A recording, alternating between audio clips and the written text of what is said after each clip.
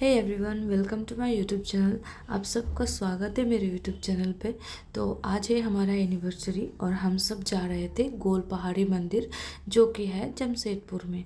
तो हम सब चल पड़े थे मंदिर की तरफ और सीढ़ी चढ़ रहे थे, क्योंकि वो है पहाड़ पे, इसलिए उसका नाम ही है गोल पहाड़ी मंदिर। और बहुत बहुत थोड़ा ऊंचाई पे है। और फिर सीढ़ी से हम लोग चढ़ रहे थे और प्रसाद वरसाद लिए पतिदेव, और फिर हम लोग सीढ़ी से चढ़ रहे थे। उसके बाद चढ़ने पे सबसे पहले आता है हनुमान जी का मंदिर, और उसके बगल में है जगन्नाथ जी का मंदिर। तो हम लोग इधर से कुछ प्रसाद वरसाद खरीदे और ऊपर की तरफ चल दिए, जहाँ पे है दुर्गा माँ का मंदिर, जो मेन मंदिर है वहाँ पे हम लोग पूजा वूजा किए। थोड़ा सा भीड़ था। उसके बाद वहाँ से दिया हुआ खरीदे।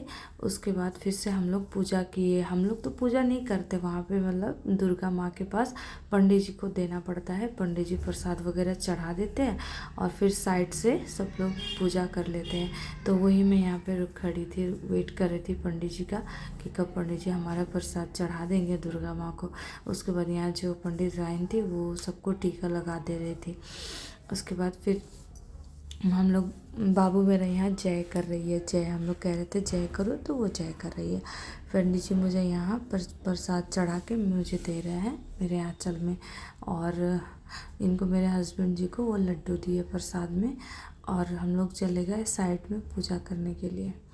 यहाँ मेरे हस्बैंड जी पहले पूजा कर रहे हैं, क्योंकि बाबू छोटी है तो पहले उसको एक आदमी कोई पकड़ता है, तो ये एक आदमी कोई काम करता है।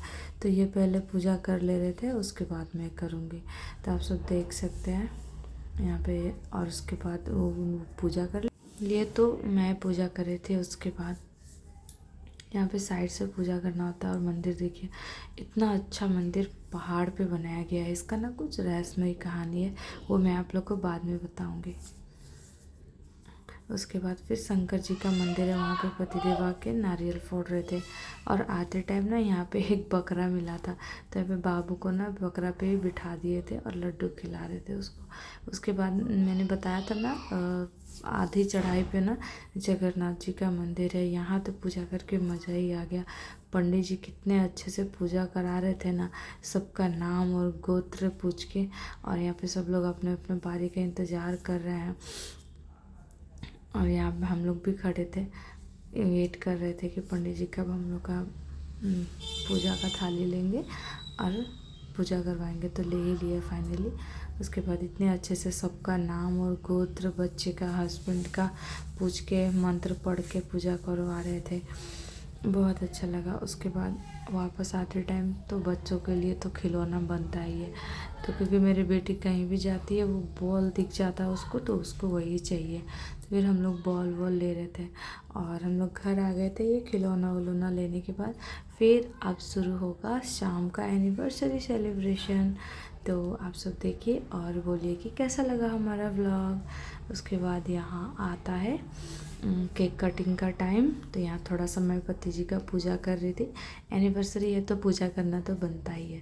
तो यहाँ थोड़ा सा मैं टीका वीका लगा के और आरती दिखा रही थी। फिर पति जी का पैर छूया। उसके बाद मेरी बेटी खुद ही चल के आ गए थे यहाँ पे। वही मैं कह रही थी कि खुद ही आ गई है, मम्मी पापा तो लिए नहीं इसको, तो ये खुद ही आ गई। वैसे हमने छोटा मोटा से ये सेलिब्रेट किया था, बहुत बड़ा तो किया नहीं था, इसीलिए। और यहाँ मैंने स्टार्ट कर दिया और सब लोग चिढ़ा रहे थे कि यहाँ पे सब्जी काटने वाला चाकू से केक काट रहे हो। क्या है ना कि केक वाले भैया ने ना वो चाकू दिया ही नहीं था, इसलिए हमें इसी से कट करना पड़ा। ये मैं बोले थे मुझे बोलिए हैप्पी बर्थडे, तो सब कह रहे थे हैप्पी बर्थडे कि हैप्पी एनिवर्सरी। मैं तो बस ऐसे ही मजाक कर रही थी सबको। फिर मैंने हस्बैंड जी को खिलाई, फिर अपनी राधा रानी को खिलाई मैं, फिर बारी बारी से सबको केक खिलाया।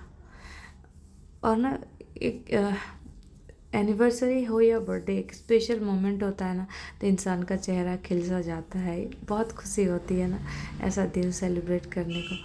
और सबसे दुआ है कि सब लोग दुआ कीजिए कि ऐसा दिन बार बार आए, सबके ज़िंदगी में आए, सब लोग सुहागन रहे, सबके ज़िंदगी में भगवान खुशियाँ भरे।